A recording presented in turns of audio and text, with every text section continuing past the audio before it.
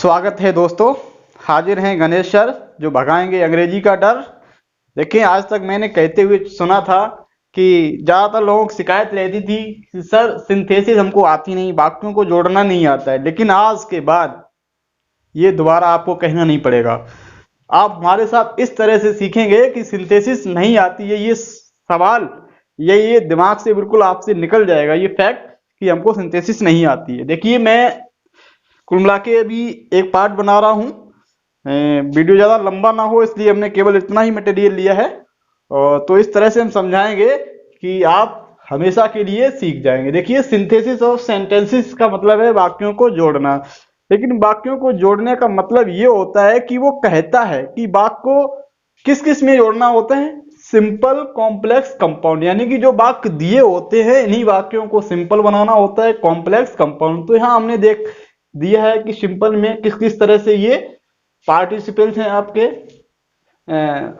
Phrase in opposition, prepositional phrase होते हैं, adjectives होते हैं। इस तरह की स्ट्रक्चर आपको सिंपल में देखने को मिलती है।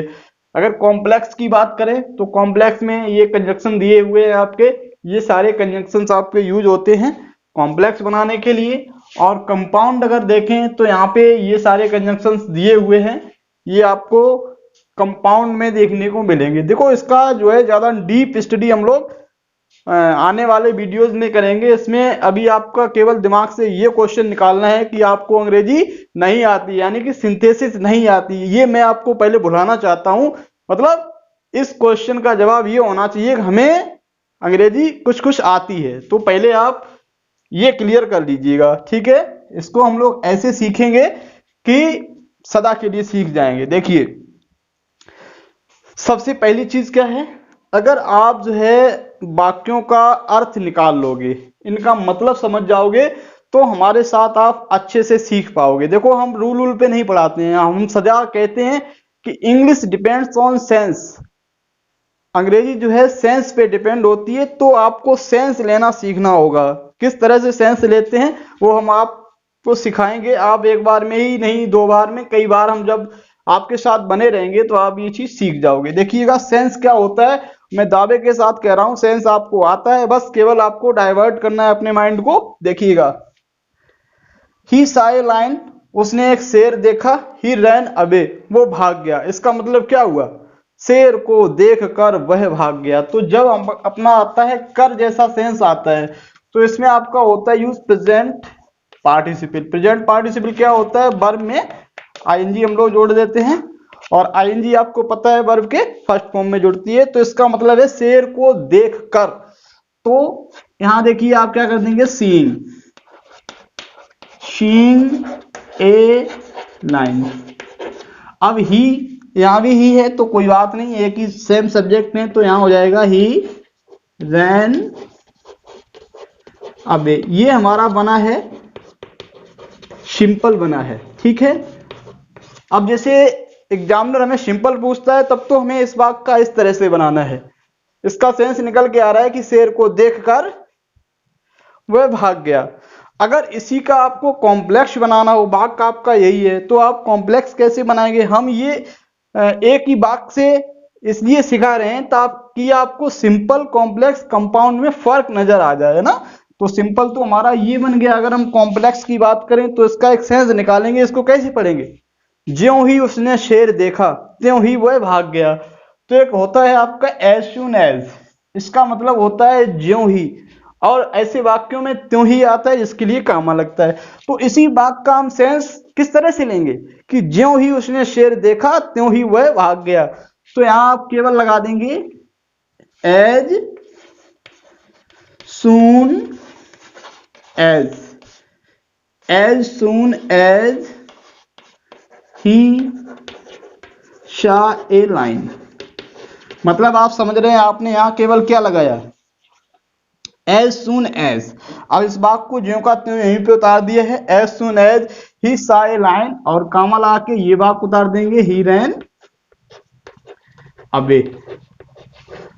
तो कुल मिला के इसका मतलब है कि जैसे ही उसने शेर देखा वैसे ही भाग गया, यानी कि ज्यों ही उसने शेर देखा त्यों ही भाग गया। ऐसी शब्दावली आप यूज करेंगे कॉम्प्लेक्स बनाते समय, ठीक है। अब इसका मतलब क्या है कि आपको ये कंजंक्शंस जो दिए हैं वो वाक्य में सही से फिट हो जाए, सही से सेंस देने लगे, तो आपका वाक्य सही हो जाएगा। देखिएगा, अब इसी वाक्य को हमें बनाना हो, कंपाउंड बनाना हो, तो कंपाउंड में आएंगे तो देखा है यहाँ पे एंड दे रहा है, यानी कि अगर हम इसका सेंस ऐसे लें, उसने शेर देखा और वह भाग गया, तो कुल मिला के यहाँ आपका क्या जुड़ जाएगा, ही saw ए लाइन, एंड। तो यहां आपने क्या देखा, एंड अगर हम लोग जोड़ रहे हैं तो वाक्य हमारा क्या बन रहा है, ये कंपाउंड बन रहा है। कुछ परिस्थितियों में ऐसा देखा गया है कि छात्र क्या कर देते हैं, किसी से भी वाक्य बना देते हैं, वो ये भूल जाते हैं कि हमें बनाना क्या है, सिंपल बनवा रहा है कि कॉम्प्लेक्स बनवा रहा है कि कंपाउंड बनवा रहा है। तो कुल मिला के हम इसीलिए आपको क्रम से ही पढ़ा रहे हैं, तो सिंपल बना के दिखाया, कॉम्प्लेक्स बना के दिखाया, कंपाउंड एंड से, और इस पार्ट को ऐसे ही लिख देंगे, ही रैन अबे, और लास्ट में फुल स्टॉप। इस तरह से ये एक ही वाक्य को हमने 3 तरह से दिखाया, सिंपल, कॉम्प्लेक्स, कंपाउंड बना के दिखाया। देखिए हर एक वाक्य में कुछ ना कुछ खासियत है। ये 10 वाक्य पढ़ने का मतलब है इस कैटेगरी के जितने भी वाक्य हैं वो सभी आपको सीखने होंगे, तभी आपका नॉलेज इंप्रूव होगा। हकीकत बात है, हम रूल पे इसलिए नहीं पढ़ाते हैं कि अगर आपने रूल पे अंग्रेजी सीखी है तो इसका मतलब है अंग्रेजी का आपने बहुत छोटा पार्ट सीखा है। रूल हम लोग अगर रटे, रूल द्वारा अंग्रेजी पढ़ें, तो इसका मतलब है कि हम डीप कंसेप्ट जो होती हैं उनको कभी समझ नहीं पाएंगे।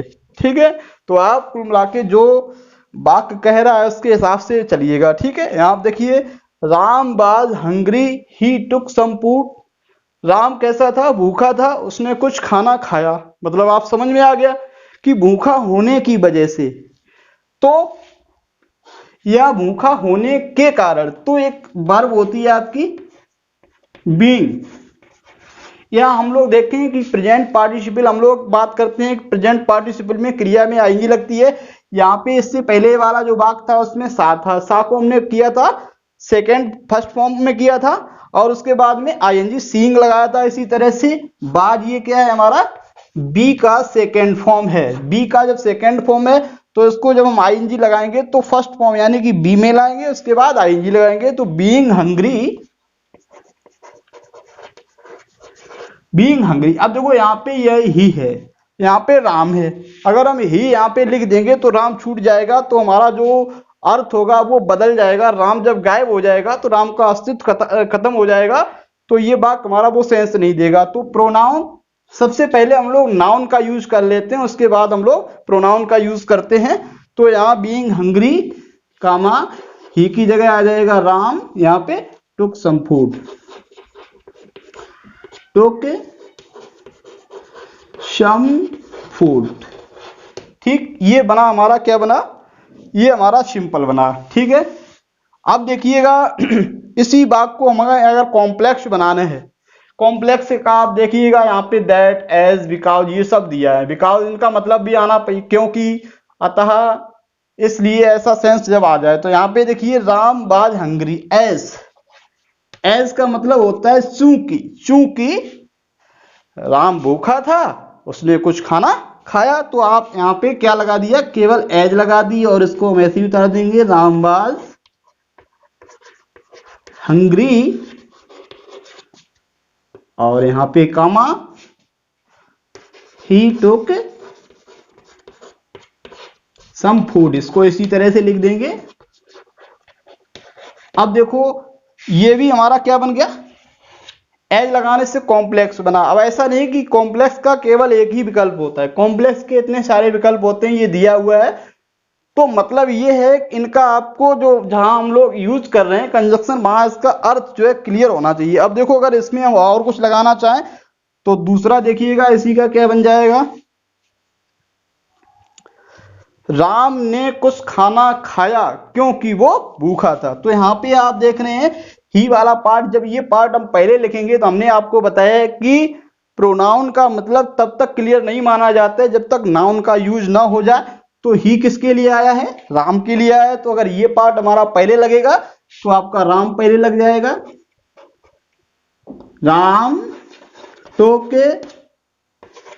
सम फूड, बिकॉज, बिकॉज माने क्योंकि, बिकॉज। अब देखो रामबाज हंगरी, राम हमारा आ चुका है, इसके स्थान पे ये वाला पार्ट आ जाएगा, तो यहां हो जाएगा ही वाज हंगरी। कुछ हद तक ये आपको समझ में आ गया होगा।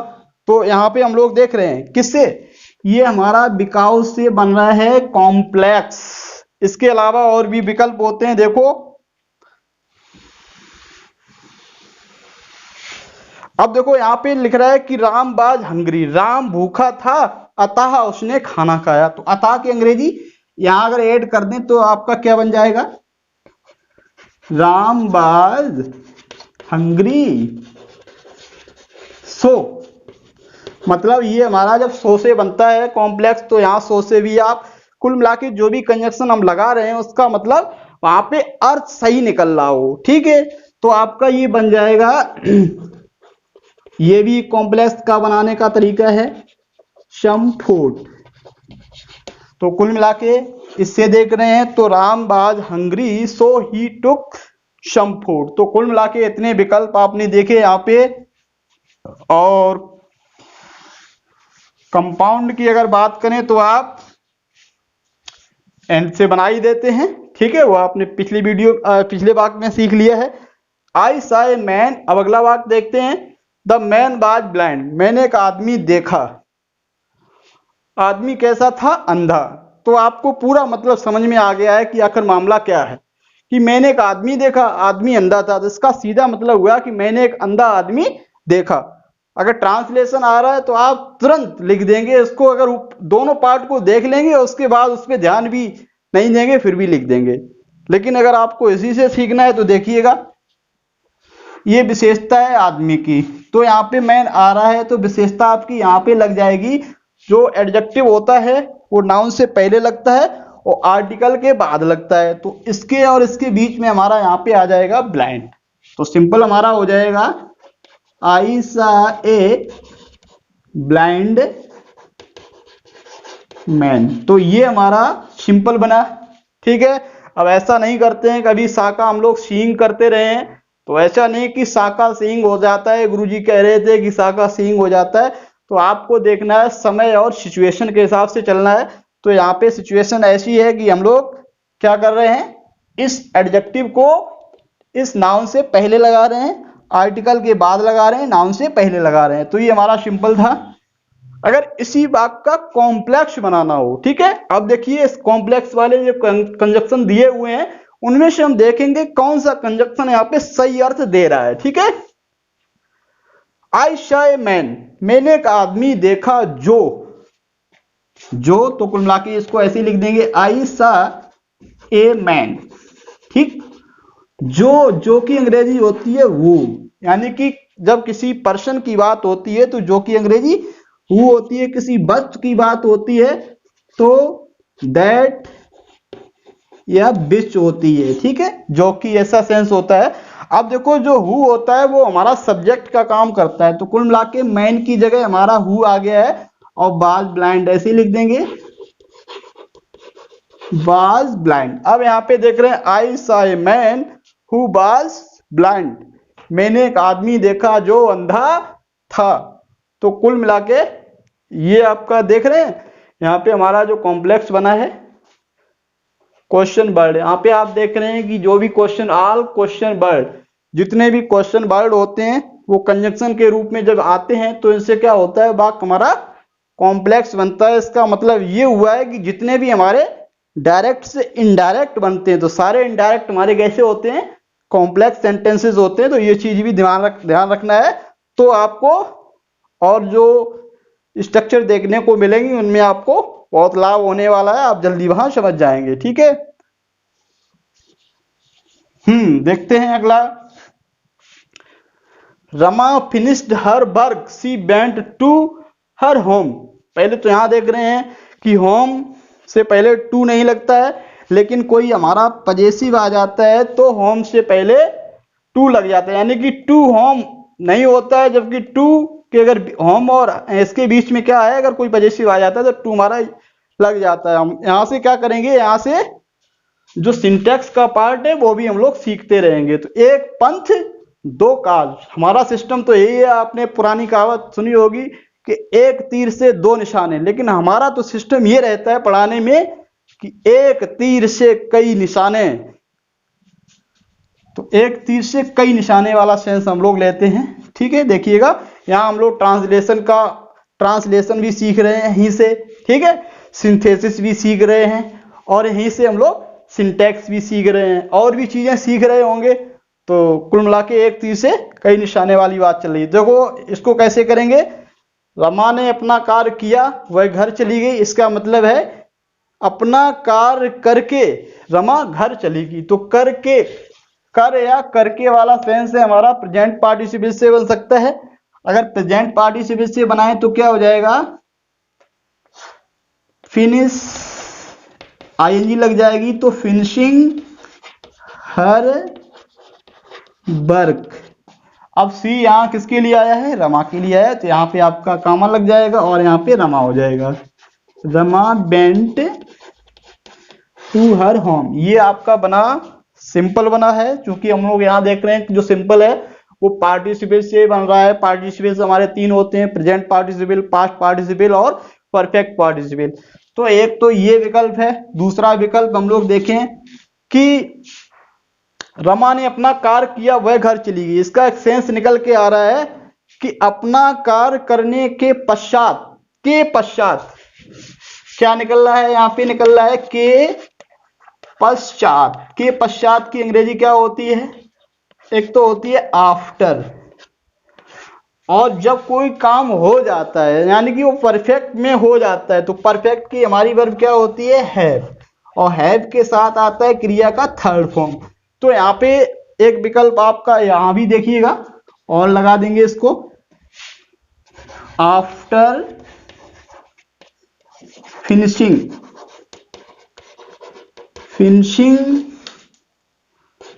हर वर्क कामा, और आपका रमा, ये आपका पूरा यही आ जाएगा। After finishing her work Rama went to her home, आपका इस तरह से हो जाएगा। तो दो विकल्प ये हो गए। अब देखते हैं इसका एक सेंस है, अगर हम इससे बनाएं परफेक्ट पार्टिसिपल। परफेक्ट पार्टिसिपल क्या होता है, हैव प्लस क्रिया का थर्ड फॉर्म। तो सबसे पहले तो यहां आप क्या करेंगे, हैव और उसी में क्या लगा लेंगे, चूंकि प्रेजेंट पार्टिसिपल है हमारा, तो हैव का प्रेजेंट पार्टिसिपल रूप यानी कि आईएनजी फॉर्म हैविंग हो जाएगा। और फिर आपका यहाँ पे फिनिश्ड है। ठीक है, ऊपर हम लोग देख रहे थे प्रेजेंट पार्टिसिपल में अभी हमने क्या लगाया था, फिनिशिंग किया था। आफ्टर हमारा प्रीपोजिशन था, तो प्रीपोजिशन के बाद हमारा क्रिया का आईएनजी फॉर्म यूज होता है। लेकिन यहाँ पे आईएनजी फॉर्म पहले ही लग गया है, तो क्रिया जो होगी वो हमारी किसमें होगी, यानी कि हैव प्लस वी थर्ड चलता है। तो कुल मिला के having finished her work comma Rama went to her home. कुल मिला के इस तरह से हो जाएगा। तो इस बात में आपने देखा कि आपको कई विकल्प मिल गए, ठीक है, सिंपल बनाने के। अब देखो कॉम्प्लेक्स आप फिर वहीं पे ऐसे ही बना सकते हैं। क्यों, ज्यों ही रमा ने अपना कार्य समाप्त किया त्यों ही वो घर चली गई। तो आप कॉम्प्लेक्स अगर बनाना चाहें तो किस तरह से बन जाएगा, as soon as Rama finished her work त्यों हुई की अंग्रेजी कॉमा लग जाएगी, she went to her home. तो यहाँ पे आपका एज सून एज वाला सेंस आ रहा था, तो हम लोग इससे एज सून एज से बना लेंगे। ठीक है, तो यहां से आपको क्या करना है, हर एक वाक्य से कुछ ना कुछ सीखना है। और वो कोई भी वाक्य एग्जाम में आता है तो आप कनेक्ट करेंगे यहाँ पे कौन सी चीज हमारी फिट हो सकती है, उसके हिसाब से आप इसको बनाएंगे। ठीक है, तो यहां से ये सीख लिया है। वैसे हमारा प्रयास ये है, इतनी सारी सिस्टमेटिक चीजें शायद आपको किसी ने नहीं पढ़ाई होंगी, तो यहां से आप सीख लीजिएगा। तो ये आपका हो गया कॉम्प्लेक्स, हो ही गया। देखो यहाँ पे my friend worked hard he got good marks, मेरे मित्र ने क्या किया, कठिन मेहनत की, ही गॉट गुड मार्क्स, उसने अच्छे अंक प्राप्त किए। तो इसका मतलब है कठिन मेहनत करके, तो हमारा प्रेजेंट पार्टिसिपल आ जा रहा है, तो वर्किंग हार्ड यहां कर सकते हैं। पहला तो हम लोग क्या कर सकते हैं, देखिए यहाँ पे वर्किंग हार्ड किसने, माई फ्रेंड, ही किसके लिए आया है, माई फ्रेंड, ये आपका गोट गुड मार्क्स हो जाएगा। तो ये तो हमारा प्रेजेंट पार्टिसिपल द्वारा बना दिया, ठीक है, प्रेजेंट पार्टिसिपल द्वारा बना दिया। अब यहां पे आप देखिए प्रीपोजिशन भी आपका लग सकता है, कैसे, कठिन मेहनत के द्वारा, कठिन मेहनत के द्वारा, यानी कि तो आप लगा सकते हैं बाई, कुल मिला के यहां और लगा सकते हैं बाई, तो आप ऐसे ही बना सकते हैं by working hard my friend got good marks, तो इसको आप ऐसे भी लगा सकते हैं। अब देखो अगर आपको एक विकल्प और निकालना है, एक अंग्रेजी होती है ड्यू टू, ड्यू टू मतलब क्या होता है, ड्यू टू का मतलब होता है के कारण, के कारण। अब देखो के कारण में इसमें क्या हो जाता है, अगर इसको बनाना चाहें तो आप ऐसे बना सकते हैं due to, due to hard work, due to hard work, इसका मतलब है कठिन परिश्रम के कारण मेरे मित्र ने अच्छे अंक पाए, due to work hard my friend got good marks. तो कुल मिला के आप ड्यू टू से इसको सिंपल बना सकते हैं। मेरा मतलब है कि अगर आपका दिमाग चलना शुरू हो जाए, जितना ज्यादा आप सोच सकते हैं, जितना ज्यादा विचार कर सकते हैं, जितना डीप आप जा सकते हैं, तो ऑटोमेटिक मैं बता रहा हूं, जिस तरह से मैं दिमाग आपको चलाने के लिए बता रहा हूं, अगर आप उस तरह से दिमाग चलाने लगे तो अंग्रेजी आपके पीछे पीछे आपके कदमों में गिरेगी, मैं बता रहा हूं, देखिएगा। तो एक ड्यू टू से ये सिंपल बन जाएगा। अगला देखते हैं, कॉम्प्लेक्स आपका वही है, as my friend work hard, जैसा चूंकि मेरे मित्र ने कठिन मेहनत की वह पास हो गया। तो कुल मिला के ये हमारा एज से हमारा कॉम्प्लेक्स बन जाएगा। और अगर दिमाग लगाना चाहो तो क्या और यहां यूज हो सकता है, मेरे मित्र ने अच्छे अंक पाए क्योंकि उसने कठिन मेहनत की, तो बिकॉज से ही बन जाएगा। लेकिन आपको यह ध्यान रखना है कि कौन सा कंजक्शन लगा रहे हैं, तो उस कंजक्शन के हिसाब से कौन सा वाक्य हमारा आगे होगा, कौन सा वाक्य पीछे होगा। इसके लिए आप क्या करेंगे, वाक्य लिखेंगे तो उसका अर्थ भी निकालेंगे, जब अर्थ निकालेंगे तो आपका ये 101% सही ही होगा, और आपको तुरंत समझ में भी आ जाएगा हमारा ये सही हुआ कि नहीं हुआ, ठीक है। अब यहाँ पे देखिए, Ram saw some men, they were crying for the moon, Ram ने कुछ लोगों को देखा, वे मून के लिए चिल्ला रहे थे, ठीक है। तो इसका मतलब है, देखिएगा ये कैसे बनेगा, राम saw some men, अब देखो दे किसके लिए आया है, आपको पता है मैन के लिए आया है, ठीक है। लेकिन यहां आप देख रहे हैं दे क्या है, दे हमारा सब्जेक्ट का काम कर रहा है, और बर क्राइंग ये क्या है, इसका प्रेडिकेट वाला पार्ट है।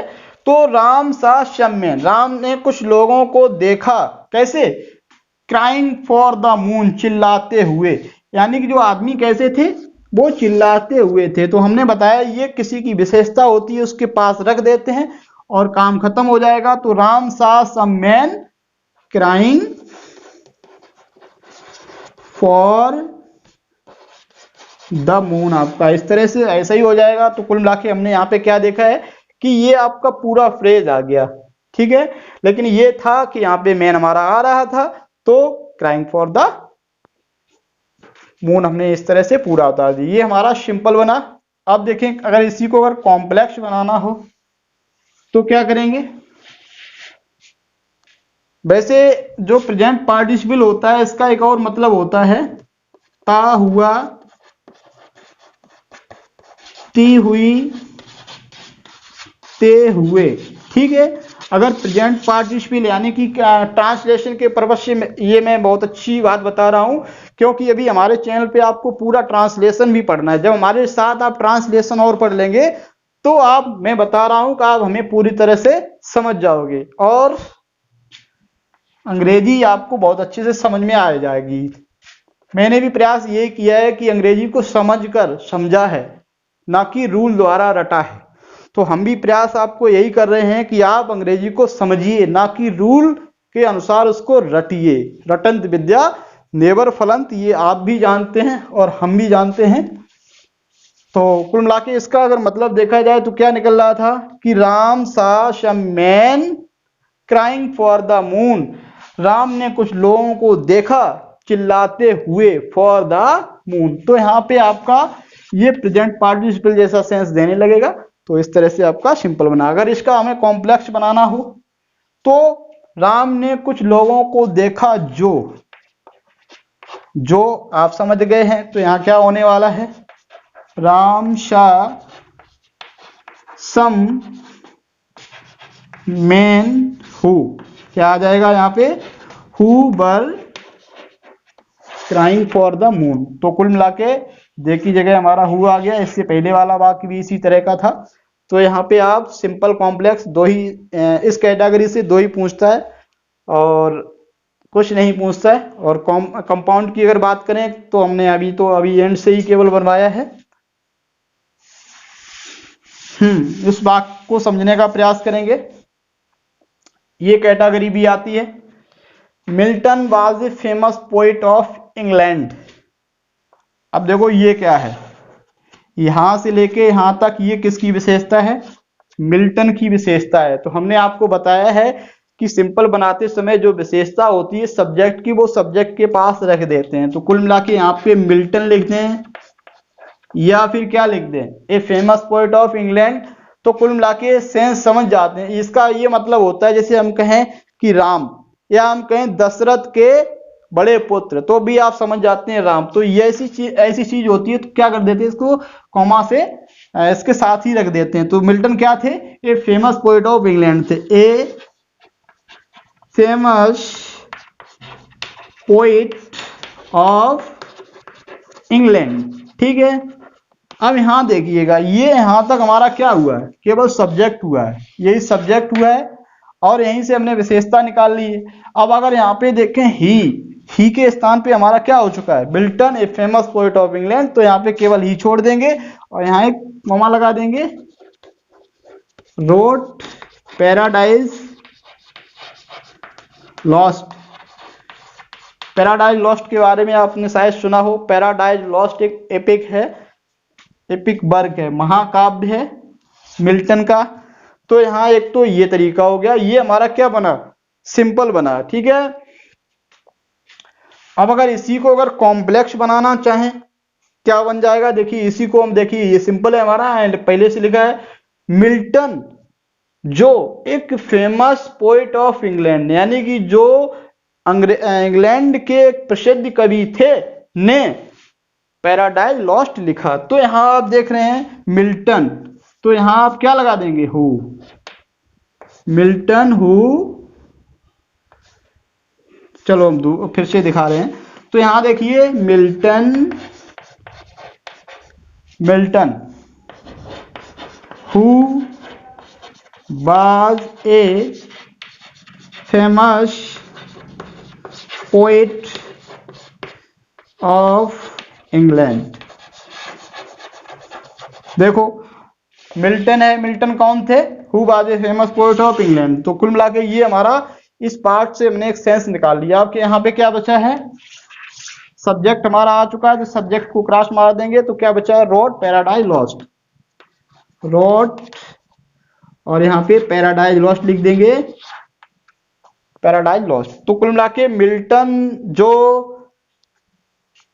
इंग्लैंड के प्रसिद्ध कवि थे, ने पैराडाइज लॉस्ट लिखा था। इस तरह के वाक्य भी आपको बहुत से मिलेंगे, तो आप यहां से सीख लीजिएगा। तो आपके जो क्वेश्चन आंसर भी आते हैं वो भी आपको कब याद हो जाएंगे, मैं आपको ऐसे याद करा दूंगा कि आप यही नहीं समझ पाओगे, आप बिल्कुल बाहर नहीं लगेगी अंग्रेजी में, बता रहा हूं आपको। ठीक है, अब एक तो सिंपल जो हमने ऐसे बनाया तो इस तरह का कॉम्प्लेक्स देखने को मिला था। अब यहाँ देखिए Milton was a famous poet, यहाँ ही रोड, यहाँ पे आपका मिल्टन रोड, तो यहाँ ही या मिल्टन लिखा हो तो एक ही बात है। तो हमने बताया कि मिल्टन, अब यहां से अगर इस वाक्य को ऐसे बनाना चाहें, देखो मिल्टन, ठीक है। अब अगर यहां से विशेषता निकालना चाहें, सपोज दैट यहाँ पे मिल्टन लिखा है, क्या लिखा है, मिल्टन, तो यहां से एक विशेषता निकालना है, तो राइट रोट लिखा है, यानी कि मिल्टन ने पैराडाइज लॉस्ट लिखा है, जिसका मतलब मिल्टन क्या है, पैराडाइज लॉस्ट के राइटर हैं। तो मिल्टन यहाँ पे क्या हो जाएगा, क्या है वो, राइटर ऑफ पैराडाइज लॉस्ट। ठीक है, आप अगर सेंस समझोगे तो कोई दिक्कत नहीं है, अगर रटोगे और तो मामला बहुत गड़बड़ है, आप अंग्रेजी कभी नहीं सीख पाओगे। तो यहां से आपको लग भी रहा होगा कि राइटर यानी कि पैराडाइज लॉस्ट लिखा है, जिसका मतलब पैराडाइज लॉस्ट के राइटर हैं कौन, मिल्टन। तो यहाँ पे हम जब मिल्टन लिख रहे हैं तो यहाँ से एक विशेषता निकल, इस बात से क्या विशेषता निकल के आ रही है, मिल्टन क्या थे, राइटर ऑफ पैराडाइज लॉस्ट, तो यहाँ पे वो विशेषता यहाँ आ जाएगी, राइटर ऑफ पैराडाइज लॉस्ट। ठीक है, अब हमारा यहाँ पे सब्जेक्ट हुआ है और ये वाक्य हमारा ऑलरेडी खत्म हो चुका है, अब केवल क्या बचा है, was a famous poet of England Milton the writer, हाँ द और लग जाएगा, द राइटर ऑफ, तो the writer of Milton the writer of paradise lost was a famous poet of England, तो यहां आ जाएगा बाज कॉमा लगा के, a famous poet of England. देखें, अगर हम इस सिंपल से मिल्टन जो पैराडाइज लॉस्ट के राइटर थे, या मिल्टन क्या थे, फेमस पोएट ऑफ इंग्लैंड, मतलब आप उसी से बना देंगे, कोई दिक्कत नहीं है इसमें। ठीक है, तो ये आप सेंस ले लेंगे कस, केवल यही कैटेगरी आती है आपकी, इसमें सिंपल बनाने को आता है और कॉम्प्लेक्स कम पूछता है, पूछ दे मुख्य चीज है आपको सिंपल बनाना, अभी हमने बताया। अब देखो, the girl worked hard she failed in the exam, समझो मामला उल्टा हो गया, लड़की ने कठिन मेहनत की, वो परीक्षा में फेल हो गई, असफल हो गई। बताओ, ये बताओ पहले, हम लोग कठिन मेहनत किस लिए करते हैं, असफल होने के लिए करते हैं कि सफल होने के लिए, कुल मिला के हम लोग सफल होने के लिए करते हैं। अब वो यहाँ पे क्या हुई है, फेल हुई है, तो इसका मतलब ये हमारा कैसा वाक्य है, अपोजिट, अपोजिट वाक्य है हमारा। अब देखो, जब वाक्य हमारा अपोजिट हो तो इसका सिंपल कॉम्प्लेक्स कंपाउंड बनाने का पूरा तरीका चेंज हो जाएगा, देखिएगा। तो इसका मतलब है, आप सिंपल अगर बनाएंगे तो क्या सेंस निकल रहा है, कठिन मेहनत करने के बावजूद, के बावजूद, के बावजूद, तो इसका मतलब ये है कि आपको के बावजूद की अंग्रेजी आनी चाहिए, तो यहां आप लगेंगे, इसकी अंग्रेजी होती है इन स्पाइट ऑफ। अब इन स्पाइट ऑफ हमारा क्या है, ये प्रीपोजिशन है, तो इन स्पाइट ऑफ क्रिया में क्या लग जाएगा, ING, in spite of working hard.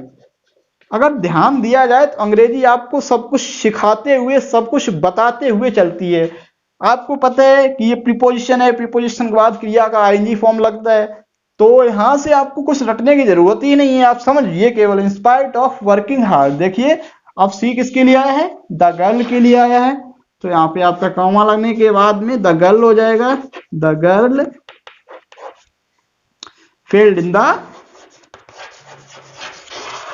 In the examination, पूरा आप ऐसी तरह से लिख देंगे। तो इन स्पाइट ऑफ ऐसा वाक्य जिसमें क्या होता है, अपोजिट आइडिया होता है, तो वो बनता है हमारा सिंपल इन स्पाइट ऑफ से। अगर आप यहाँ कर देंगे working hard, the girl failed in the exam, कठिन मेहनत करके लड़की फेल हो गई, तो ये पूरा सेंस नहीं देगा, तो आपको रटना नहीं है, बल्कि समझना है, समय और सिचुएशन के हिसाब से हमेशा चलते हैं। ठीक है, तो ये वाक्य तो हमारा इंस्पायर्ड ऑफ से सिंपल बन गया। अब अगर यही वाक्य हमें कॉम्प्लेक्स बनवाने को कहे तो क्या होगा? तो कॉम्प्लेक्स के लिए इसका सेंस निकलना, आपको सेंस निकालना पड़ेगा। यद्यपि लड़की ने कठिन मेहनत की फिर भी वो फेल हो गई, या लेकिन वो फेल हो गई, है ना। तो आल्दो का मतलब होता है यद्यपि। तो ये मीनिंग भी आपको आना चाहिए, वरना नहीं बना पाओगे। Aldous the girl worked hard. अब देखो, आल्दो से हमारा अगर इफ या एज सुन एज शुरू हो जाए तो हमारा क्या होता है, इधर आपको कॉमा लगता है, तो यहां आप कॉमा लगा देंगे। तो फिर क्या हो जाएगा, the girl Aldous the girl worked hard comma she failed in the exam, she failed in the exam. आप इस तरह से पूरा लिख देंगे। तो कुल मिला के ये वाक्य हमारा किससे बन रहा है? कॉम्प्लेक्स हमारा आल्दो से बन रहा है। कब बन रहा है? जब अपोजिट आइडिया है। ठीक है, अब यहां देख रहे हैं कि सिंपल और कॉम्प्लेक्स में हमें बदलाव देखने को मिला। अभी तक हम सिंपल और कॉम्प्लेक्स अलग अलग कंजंक्शन से बना रहे थे। ठीक है, अलग स्टाइल से सिंपल बना रहे थे, कॉम्प्लेक्स अलग जो है कंजंक्शन थे उससे बना रहे थे। अब इसका मतलब अगर हम कंपाउंड बनाएंगे तो वो भी देखिए क्या सेंस लेंगे। लड़की ने कठिन मेहनत की पर फेल हो गई, या लेकिन फेल हो गई। तो लेकिन क्या आ रहा है यहां पे? लेकिन इसका मतलब आप समझ गए। लेकिन हमारा अगर देखा जाए तो कहां है? बट से हमारा कंपाउंड बनता है। तो आप यहां क्या लगा देंगे? The girl worked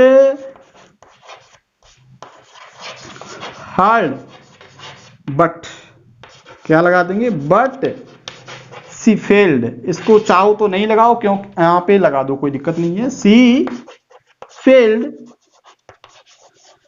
in the examination. तो यहां आप क्या देख रहे हैं?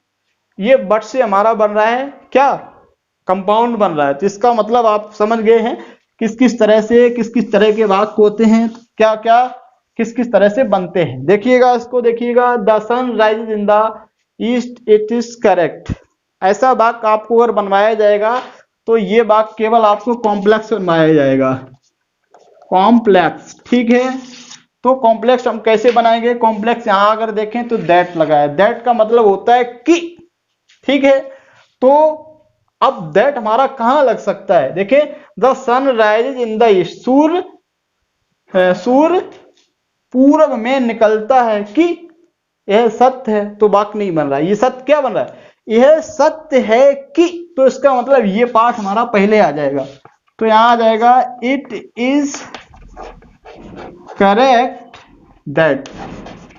देखो, आप पढ़ते हुए चलेंगे, अर्थ निकालते हुए चलेंगे तो गड़बड़ नहीं होगा।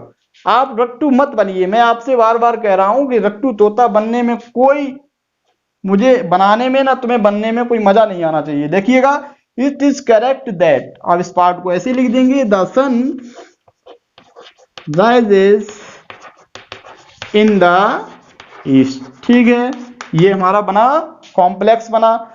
अगर सपोज दैट नहीं, हमने गुरुजी इसका सिंपल भी बताओ, सिंपल कैसे बन जाएगा।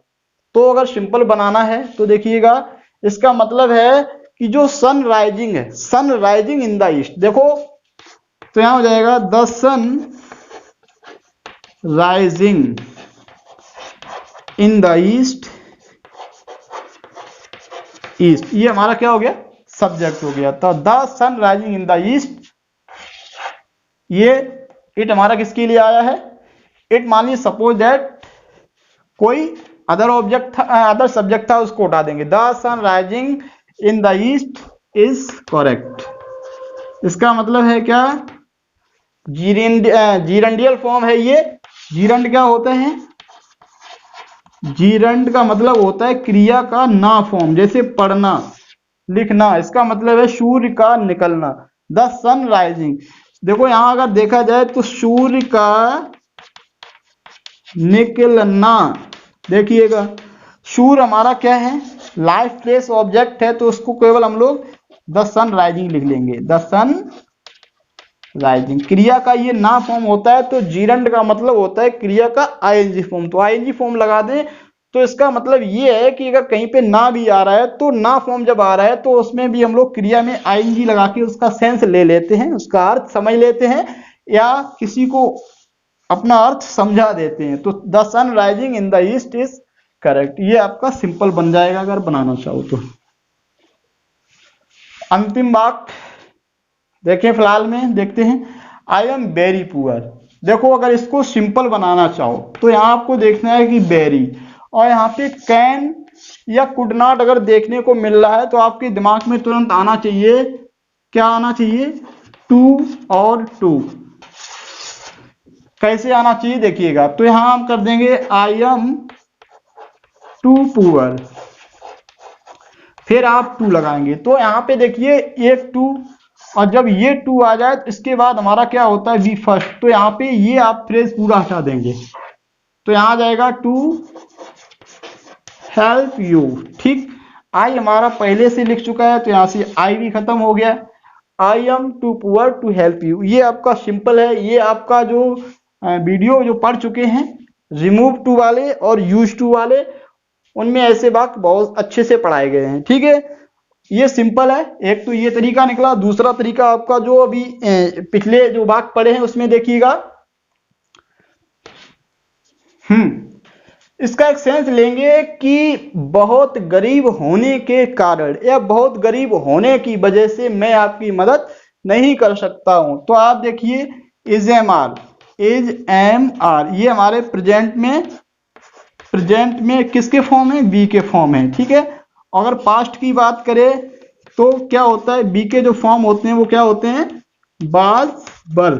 ठीक है, बी तो चाहे प्रेजेंट हो या पास्ट हो, तो जब हम आईएनजी लगाएंगे तो क्या करेंगे, यहाँ इसको फर्स्ट फॉर्म में लाएंगे तो बी में आईएनजी लगाएंगे, being very poor comma I can not help you. तो being very poor I can not help you, ये आपका क्या बना, दो सिंपल बन गए। ठीक है,